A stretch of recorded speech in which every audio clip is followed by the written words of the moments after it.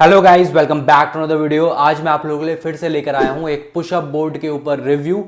इससे पहले भी मैंने इसके ऊपर एक वीडियो कर रखी है 1 साल पहले, और उस वीडियो के ऊपर 50,000 व्यूज आए थे और वो वीडियो काफ़ी पसंद की गई थी। और उस वीडियो के अंदर मैं आपको बताया था कि पुशअप बोर्ड इतना एडवांटेजेस नहीं होता जितना आप सोचते हो। ये बस एक मार्केटिंग का एक नया प्रोडक्ट है, और अगर आपको इसे ट्राई करना है तो कर सकते हो। बट अगर आप नॉर्मल पुशअप्स भी करते आए हो आज तक, तब आपको इसके ऊपर शिफ्ट करने की जरूरत नहीं है, एडिशनल खर्चा करने की जरूरत नहीं है।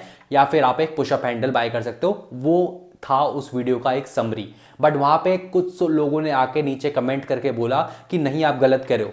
पुशअप बोर्ड एक बहुत ही अच्छा फिटनेस इक्विपमेंट है, जिसकी वजह से अगर कोई बिगनर है जिसे पुशअप्स करना आती ही नहीं है कि कैसी ग्रिप लेनी चाहिए, किस वेरिएशन के अंदर अपने हाथों को रखना चाहिए, वो इस पुशअप बोर्ड को यूज करके पुशअप्स करना स्टार्ट कर सकता है अपने घर के अंदर ही। जो कि मेरे को नहीं लगता कि सही स्टेटमेंट है, और उस वजह से ही ये वीडियो मैं बना रहा हूं। ये पुशअप बोर्ड मेरे पास 1 साल से है और इसके 2 टुकड़े हो चुके हैं, बिकॉज ये फोल्डेबल डिजाइन के साथ आता है। और इसके जो बीच के बोल्ट्स हैं ना, वो इतने ढीले होते हैं, वो थोड़ी थोड़ी देर के अंदर खुलते रहते हैं, तो वो खुल के कहीं गिर गए हैं और वो मैंने मिसप्लेस हो गए हैं मुझसे। तो ये है पुशअप बोर्ड। इसको जब आप ऐसे मिलाते हो तो ये आपका पूरा बोर्ड बन जाता है। इसके अंदर आपको 2 हैंडल्स मिलते हैं जो कि आपको एक न्यूट्रल ग्रिप लेने में हेल्प करते हैं। आज मैं आपको इस वीडियो में यही समझाने वाला हूं कि पुशअप बोर्ड का यूज क्या है, क्या आपको ये लेना चाहिए अगर आपको पुशअप्स करना नहीं आती है, और अगर आपको थोड़ी बहुत आती भी है तब भी क्या आपको पुशअप बोर्ड के ऊपर इन्वेस्ट करना चाहिए, या फिर अगर आप नॉर्मल पुशअप्स आज तक करते हो जमीन के ऊपर बिना किसी इक्विपमेंट के, आपको वही कंटिन्यू करनी चाहिए। So let's begin. बेसिक फंडा क्या है पुशअप बोर्ड बाय करने का, कि यहाँ पे आपको ऊपर प्लास्टिक के ऊपर अलग अलग कलर की लाइंस दिख रही होंगी। ये लाइंस बनाई गई हैं ताकि आप अलग अलग मसल ग्रुप्स को ट्रेन कर पाओ। जो एक चीज़ मैंने नोटिस करी कि भाई चेस्ट की एक्सरसाइजेज हम कर रहे हैं तो बैक आपकी कैसे ट्रेन हो जाएगी। अब आपको पता होगा जो पुशअप होती है वो चेस्ट डोमिनेटेड एक्सरसाइजेज है, बट ये कंपाउंड एक्सरसाइज है जिस वजह से आपकी ऊपर की और भी मसल ग्रुप्स इंगेज होती हैं। बट डायरेक्टली बैक ही सिर्फ इंगेज होगी, ये कुछ मेरे को समझ नहीं आया। बट छोड़ते हैं उस बात को और आगे बढ़ते हैं। हम कर रहे हैं चेस्ट की एक्सरसाइज, जिस वजह से हमने ये पुशअप बोर्ड लिया है, और चेस्ट की एक्सरसाइज करने के लिए मुझे रेड लाइन को फॉलो करना पड़ेगा। अब मेरे पास 2 ग्रिप हैं, ये सबसे वाइड ग्रिप है। अब देखिए मैं चेस्ट एक्सरसाइज करता हूँ।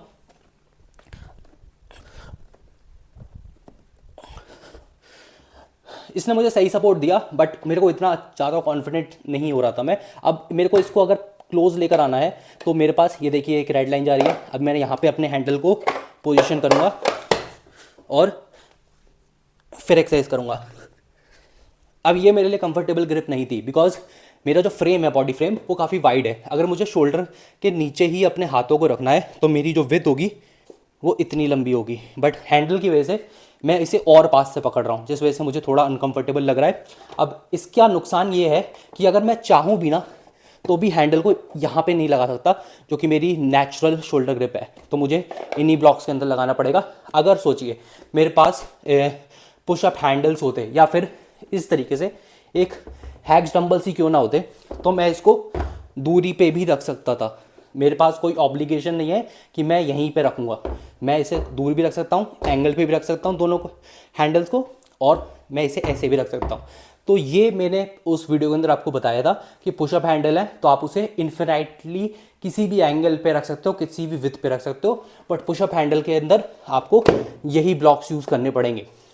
सो गाइज, अगर आप लोग मेरी माने कि आपको पुशअप बोर्ड लेना चाहिए या फिर नहीं, मैं आपको नहीं ही बोलूँगा, बिकॉज ये जो लाइंस है ना, ये बायोमैकेनिक्स के हिसाब से सही नहीं बनाई गई हैं। अगर आपका फ्रेम वाइड है तो ये इतनी अगर क्लोज बना दी जाएगी तो आपकी सही मसल टारगेट ही नहीं करेगी। जैसे मैंने आपको दिखाया, मेरी शोल्डर विड्थ जो है वो इससे भी वाइड है, तो मेरे को अगर एक फ्रीली मूवेबल हैंडल मिल जाएगा जिसे मैं किसी भी पोजीशन में रख सकता हूँ, वो मेरे लिए ज़्यादा प्रैक्टिकल रहेगा। देखिए टेक्निकली अगर आप हैक्स डंबल यूज़ कर रहे हो तो यहाँ पे भी आप एक हैंडल को ही पकड़ रहे हो ना, ये आपके डंबल्स मूव नहीं करेंगे, रोल नहीं करेंगे। अगर आपके पास राउंड डंबल है तो हाँ वो प्रॉब्लम हो जाता है, तब आपको पुशअप हैंडल ले लेना चाहिए, वो भी आपका सेम चीज़ ही मिमिक करके देगा जो कि अभी इस समय डंबल करके दे रहे हैं।